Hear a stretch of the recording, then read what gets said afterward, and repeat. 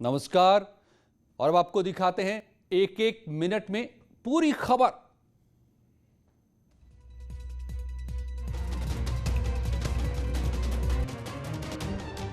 चंदौली में ट्रांसफार्मर में आग लग गई। आग ने पास में खड़ी एक बाइक को भी अपनी चपेट में ले लिया। आग से अफरा तफरी का माहौल दिखा। आप देख सकते हैं कैसे आग की ऊंची ऊंची लपटें निकल रही हैं। मौके पर पहुंची फायर ब्रिगेड की टीम ने कड़ी मशक्कत के बाद आग पर काबू पाया। ये आग चंदौली कचहरी के बाहर लगे ट्रांसफार्मर में लगी थी।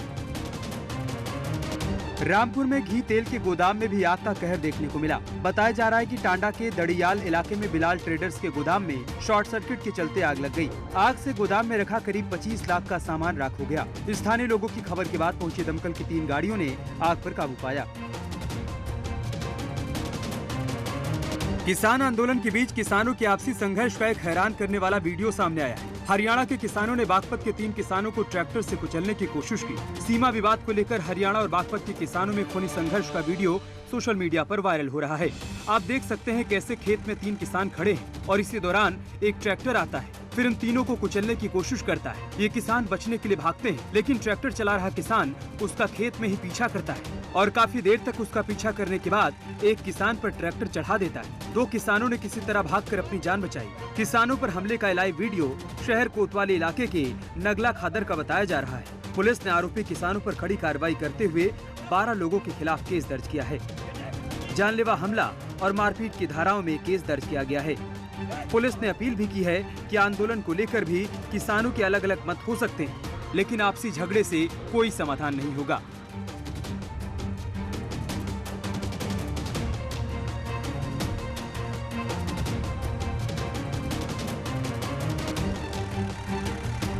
कानपुर के चौबेपुर इलाके में चोरी के आरोप में नाबालिग की जमकर पिटाई की गई। यहां दबंग दुकानदार ने अर्धनग्न कर उसे जमकर पीटा। इस दौरान आसपास खड़े लोग तमाशबीन बने रहे। पुलिस अब वीडियो की जांच कर कार्रवाई का भरोसा दे रही है। चौबेपुर में इस तरह का एक बच्चे को पीटते हुए कुछ लोगों का वीडियो वायरल हुआ है। इस वायरल वीडियो को संज्ञान में लेते हुए सीओ बिलोर को इसकी जांच का आदेश दिया गया। साथ ही थाना अधिकारी को इसके बारे में पूर्ण जानकारी करने और आवश्यक कार्रवाई करने का निर्देश दिया। अब देखना है कि पुलिस क्या कार्रवाई करती है। चोरी के आरोप में एक नाबालिग को पीटने के मामला सामने आया है, जिसका वीडियो भी वायरल हुआ, जिसके बाद पुलिस के अधिकारी में हड़कंप मचा हुआ है। अब देखना ये होगा कि पुलिस अपनी जांच में उस तालिबानी फैसला कराने वाले आरोपी के खिलाफ क्या कार्रवाई करती है, जिसने बिना सोचे समझे नाबालिग को अर्धनग्न करके भरे पिटाई कर। आशीष पांडे के साथ अमित गंजू, न्यूज़ 18 कानपुर। अमरोहा में 2 पक्षों में मारपीट का वीडियो सामने आया है। बताया जा रहा है कि आदमपुर इलाके के करणपुर खादर गांव में साप्ताहिक बाजार में दुकान लगाने को लेकर ये लोग भिड़ गए थे। पहले 2 लोगों में मारपीट शुरू हुई, फिर दोनों पक्षों से लोग आते गए और झगड़ा बढ़ता गया। इस लड़ाई में महिलाएं भी पीछे नहीं रही। दोनों पक्षों की ओर से महिलाओं ने भी मोर्चा संभाले रखा। हाथ पैर के साथ जूते चप्पल भी चले। काफी देर तक हाई वोल्टेज ड्रामा बीच बाजार चलता रहा और लोग तमाशबीन बने रहे। इनमें से कुछ लोगों ने मारपीट की घटना अपने मोबाइल में कैद कर ली। अब ये वीडियो सोशल मीडिया पर वायरल हो रहा है। वीडियो में महिलाएं घूंघट तो किए हुए हैं, लेकिन वो लोग आपस में लड़ने से बाज नहीं आ रही हैं। हैरानी की बात यह है कि लड़ाई के दौरान उनका घूंघट नहीं उतरा। इस मारपीट में दोनों ओर से 6 लोग घायल हो गए। इस मामले में पुलिस ने मुकदमा दर्ज कर कार्रवाई का भरोसा दिया है। ये आदमपुर थाना अंतर्गत कारणपुर खादर एक गांव है। वहां पर साप्ताहिक पैंट लगती है। वहां 2 पक्षों में आपसी विवाद हो गया था। इसमें एक पक्ष द्वारा मारपीट का आरोप लगाया गया है। अभियोग पंजीकृत कर लिया गया है। पुलिस कह रही है कि अब बाजार में इनकी दुकानों की जगह निश्चित कर दी जाएगी, ताकि आगे विवाद की नौबत न आए।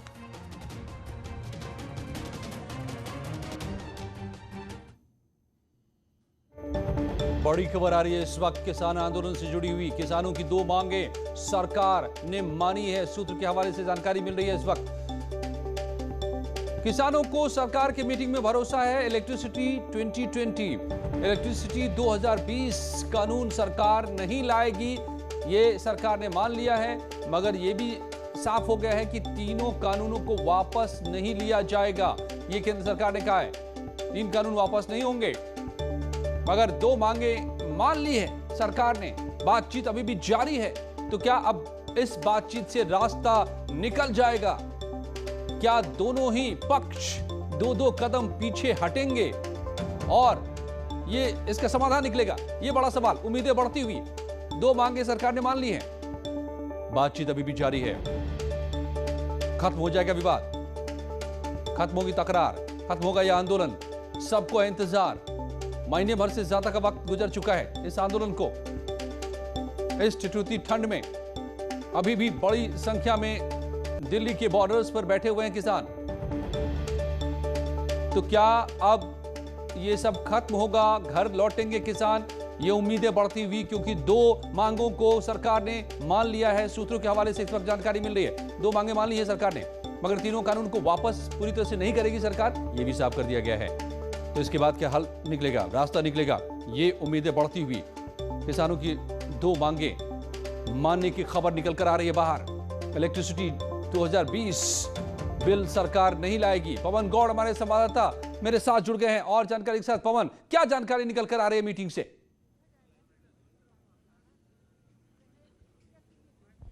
देखिए, आपको बताना चाहूंगा कि लगातार सरकार अपनी जो बातें हैं वो दोहरा रही है और किसानों को ये भरोसा दिला रही है कि वो किसी भी कीमत पर किसानों का अहित नहीं होने देगी।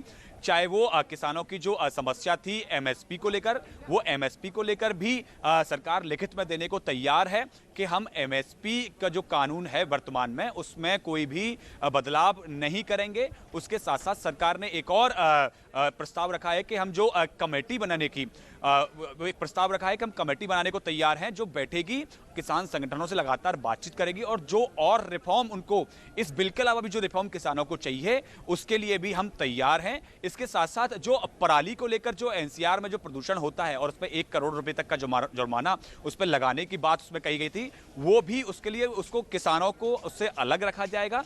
और उसके साथ साथ जो इलेक्ट्रिसिटी बिल 2020 जो लाने की तैयारी थी, सरकार ने कहा उसको हम अभी नहीं लाएंगे। तो ये किसानों की जो मोटी मोटी मांगें थी, जो मुख्य मांगें थी इस बिल को लेकर, जो उनकी शंकाएं थी, उसका समाधान करने का प्रयास सरकार कर रही है। लेकिन किसान संगठन अभी भी लगातार वो यही कह रहे हैं कि इन तीनों बिलों को वापस लो, जबकि सरकार कह रही है कि तीनों बिल वापस नहीं होंगे।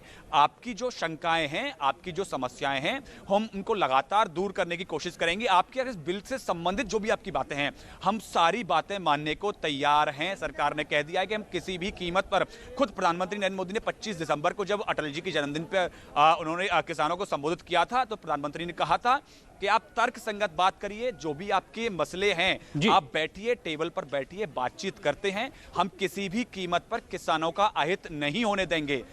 लेकिन अब बिल वापसी करने से कोई समाधान नहीं होता है। तमाम देश भर के तो अन्य संगठन हैं, पूरे देश भर के किसान हैं। आप उत्तर प्रदेश में सिर्फ पश्चिमी क्षेत्र को छोड़ दें तो पूरा और उत्तर प्रदेश में कहीं भी इसका आंदोलन नहीं है, मध्य प्रदेश में आंदोलन नहीं है, बंगाल में आंदोलन नहीं है। 2 बड़ी बातें जो पवन आप बता रहे हैं निकलकर सामने आती हुई इस मुलाकात से, इस वक्त जो बैठक जारी है किसानों और सरकार के बीच की, सरकार ने किसानों की 2 मांगों को मान लिया है, ये जानकारी निकलकर सामने आ रही है। इलेक्ट्रिसिटी 2020 बिल लेकर सरकार नहीं आएगी और मगर तीनों कानून जो लेकर आई है उसे वापस नहीं लिया जाएगा। उसमें जो ऐतराज है किसानों को उसे दूर किया जाएगा।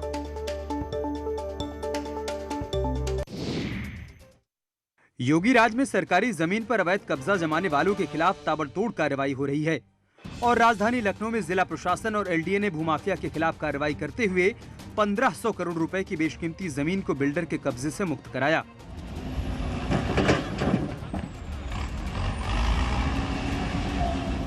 सरोजनी नगर तहसील की सरसमा और सदर तहसील की मलेशिया मऊ बॉर्डर पर ये जमीन मुक्त कराई गई।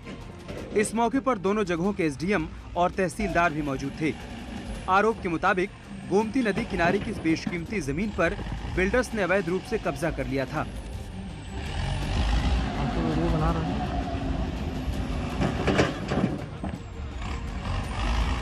अभियान में न सिर्फ जिला प्रशासन की पूरी टीम लगाई गई बल्कि एलडीए की टीम भी लगातार लगी रही। इस पूरे अभियान का नेतृत्व लखनऊ के जिलाधिकारी अभिषेक प्रकाश ने किया, जिनके पास एलडीए वीसी का चार्ज भी है। कोरोना के नए स्ट्रेन को लेकर यूपी में अलर्ट जारी कर दिया गया है।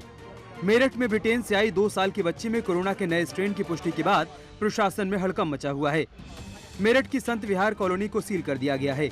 साथ ही स्वास्थ्य महकमा आसपास के लोगों की जांच कर रहा है। बताया जा रहा है कि ट्रांसपोर्ट नगर में संत विहार मोहल्ले में 14 दिसंबर को एक परिवार ब्रिटेन से लौटा था। उसमें 2 साल की बच्ची को स्ट्रेन वायरस की पुष्टि हुई है। जितने भी लोग यूके से यहाँ पे आए थे, सब लोगों को मानक अनुसार ट्रीटमेंट दिया गया है, टेस्टिंग की गई है और जो लोग पॉजिटिव आए हैं उन सबको मानक अनुसार क्वारंटाइन कर दिया गया है। मेरठ के डीएम ने आपात बैठक बुलाकर किसी भी तरह से लापरवाही नहीं बरतने के निर्देश दिए हैं। पता लगाया जा रहा है कि लौटने के बाद अब तक इनके संपर्क में कौन कौन आया था। सीएमओ लोगों से अपील कर रहे हैं कि पहले की तरह मास्क और 2 गज की दूरी से ही वायरस को फैलने से रोका जा सकता है।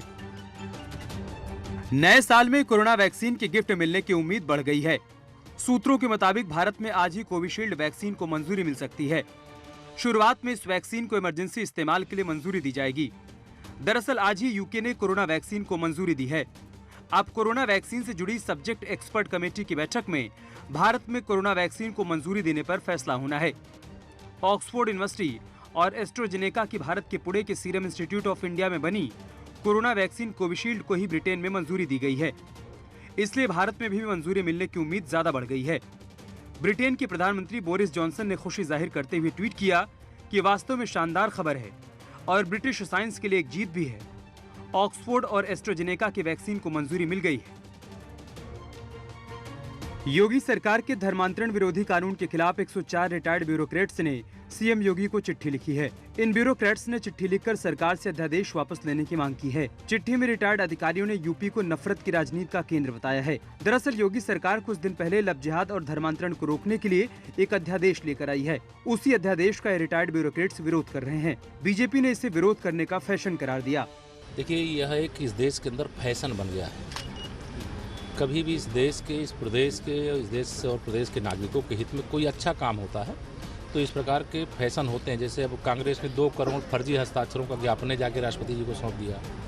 पिछले समय अवार्ड वापसी गैंग जो था, टुकड़े टुकड़े गैंग था, अवार्ड वापसी माध्यम से पता कराएं, जिन्होंने बयान दिया था कोई अवार्ड वापस नहीं किया। दरअसल पिछले कुछ महीनों में कानपुर समेत पश्चिमी यूपी से लव जिहाद और जबरन धर्मांतरण के कई मामले सामने आ रहे थे। इतना ही नहीं, इसके पीछे विदेशी फंडिंग की बात भी सामने आ रही थी। इसी को ध्यान में रखते हुए सरकार ये अध्यादेश लेकर आई है। धर्मांतरण विरोधी कानून के खिलाफ 104 रिटायर्ड ब्यूरोक्रेट्स के सीएम योगी को चिट्ठी लिखने के मामले के बाद सियासत भी तेज हो गई है। समाजवादी पार्टी ने कहा है कि अभी तक सरकार विपक्ष की आवाज को दबा रही थी, लेकिन अब तो बुद्धिजीवी वर्ग ने भी सरकार की नीयत पर सवाल उठा दिए हैं।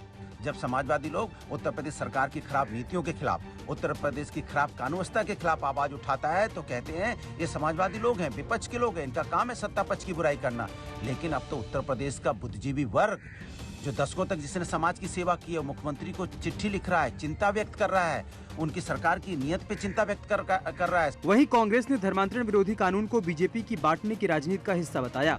उन्होंने कहा कि अगर कुछ बालिग आपस में शादी का फैसला लेते हैं तो उन पर कड़ी कार्रवाई नहीं की जा सकती और उसके लिए बाकी कानून पहले से ही हैं। व्यक्तिगत रूप से कोई इंडिविजुअल्स कुछ फैसला करते हैं तो उसमें, और एडल्ट हैं, बालिग हैं, कुछ फैसला करते हैं, उसमें अगर बाद में बात आ जाती है कुछ इस तरह की, तो बहुत कानून है देश में। सीएम योगी आदित्यनाथ ने सभी जिलों में पुरुष और महिला मंगल दल के सदस्यों को प्रोत्साहित करने के लिए स्पोर्ट्स किट बांटी। ये अब तक का सबसे बड़ा युवा कुंभ था और आज हर जिले में मंगल दलों को खेल सामग्री बांटने का कार्यक्रम शुरू हो गया। प्रदेश में 67,000 से अधिक मंगल दल काम कर रहे हैं। सीएम योगी ने कहा कि मंगल दल से युवाओं को पुलिस में भर्ती करने की प्रक्रिया चल रही है। इन युवाओं की ऊर्जा का उपयोग समाज के लिए और राष्ट्र के लिए महत्वपूर्ण है, इसलिए हमें इनके माध्यम से एक बड़ा कार्य करना है। और मुझे लगता है कि विभागीय मंत्री ने रुचि ली, लेकिन विभाग के अपर मुख्य सचिव ने पुलिस में भर्ती होने के लिए राह खोल रही है कि अच्छे युवा पुलिस की भर्ती में बहुत शामिल हो सकें। इसके लिए स्पोर्ट्स के माध्यम से एक नया रास्ता आपके लिए खोला जा रहा है। सीएम ने कहा कि युवाओं के नकारात्मक दिशा में जाने से देश को नुकसान हो रहा है। उन्होंने विपक्ष पर निशाना साधते हुए कहा कि कुछ लोग युवाओं के नाम पर सिर्फ सियासत करना जानते हैं। यूपी सरकार प्रदेश के झुग्गी झोपड़ी वालों के लिए बड़ी योजना लागू करने जा रही है। इस योजना के तहत जिस जमीन पर गरीब की झोपड़ी है वो जमीन उसके नाम होगी। अगर झोपड़ी की जमीन रिजर्व श्रेणी और विवादित नहीं है तो उसे संबंधित गरीब व्यक्ति के नाम कर दी जाएगी। मुख्यमंत्री योगी आदित्यनाथ ने गरीबों को झोपड़ी का पट्टा देने के लिए स्वामित्व योजना के तहत अभियान चलाने के अधिकारियों को निर्देश दिए हैं। सीएम योगी ने ये भी कहा है कि अगर जरूरत पड़ी तो गरीबों के घर क्लस्टर में भी बनाए जा सकते हैं। उन्होंने कहा कि लाभार्थियों को उनकी जरूरत के मुताबिक बकरी और मुर्गी पालन के साथ ही डेयरी समेत दूसरे स्वरोजगार से जोड़ने की कोशिश भी की जाए। लौटते कुछ ही पलों में और खबरों के साथ।